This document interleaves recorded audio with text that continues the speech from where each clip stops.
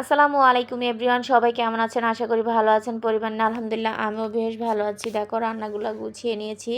মুরগি রান্না করব গুঁড়া মাছ চচ্চড়ি টমেটো দিয়ে, আর আদা রসুনগুলো কুচিয়ে নিয়েছি, বাটতে হবে।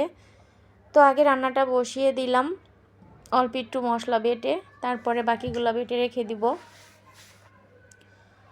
তো দুইটার রান্না দুই চুলায় বসায় দিব আর কি, তাহলে তাড়াতাড়ি হবে, যত দুপুরবেলা খাবে তাই তাড়াতাড়ি করতেছি। আর আমি সেই সকালে কাজে লাগি, একদম মাগরিবের পরে গোসল করি। এত ঠান্ডার দিন তারপরও আমি মাগরিবের পরে গোসল করি। শুধু রান্নার ক্লিকটাই তোমাদের সামনে শেয়ার করি, আর কিছুই শেয়ার করতে পারি না, কারণ আমার ছেলেটা কোথায় কোথায় থাকে আমাকে একটু ভিডিও করে দেয় না। কারণ আমার ছেলের দেশে থাকলে বন্ধু বান্ধব নিয়ে এত ব্যস্ত থাকে, খাওয়ার সময়টুকুও পায় না। তো দেখো এক এক করে দোনোটা রান্নাই কিন্তু করতেছে, আর মা এদিকে খেসারির শাকগুলা কাটতেছে, শাকও ভাজি করব। তো আমি শুধু রান্না করতে আসলেই তোমাদের সাথে ভিডিওগুলো শেয়ার করি, এছাড়া আর অন্য কোনো কাজই করতে পারি না, শেয়ার করতে পারি না। একদিন সারা বাড়ি ঝাড়ু দেই, আরেক দিন দেখা যায় ঘরের জিনিস পরিষ্কার করি, মায়ের ঘরের জিনিস পরিষ্কার করি, আমার ঘরের জিনিস পরিষ্কার করি। তো আজকেও মিস্ত্রি লাগছে, তো ওদের জন্য রান্না করব আজকে এই তো রাতা মুরগি আলু দিয়ে। কারণ চারটা লোক, এতগুলা লোকে আর কি শুধু বোনা দিলে হবে না, তার কারণে আর কি আলু দিয়ে রান্না করব।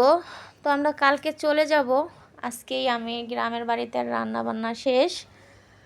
তো অনেক দিন থাকলাম, প্রায় 1 মাস 5 দিনের মতো। তো তোমাদের ভাইয়া কন্টিনিউ ছিল না, দেখাই এবার অনেক কাজ করা হয়েছে আমার, মাশাল্লাহ। তো এই তো আমরা তার পরের দিন সকাল 11টা বাজে আমাদের বাসা থেকে বের হয়ে এই তো লঞ্চঘাট চলে এসেছি। তো আমাদের বাড়ি তো শরীয়তপুর, আর এটা হচ্ছে ফেরিঘাট, আমাদের এখানে চাঁদপুর ফেরিঘাট এটা।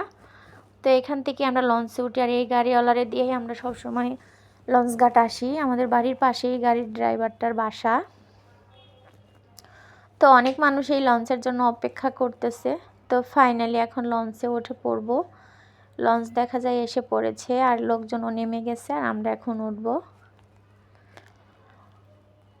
এই লঞ্চটা দিয়ে আমরা যাব। তো এই তো উঠে পড়েছি।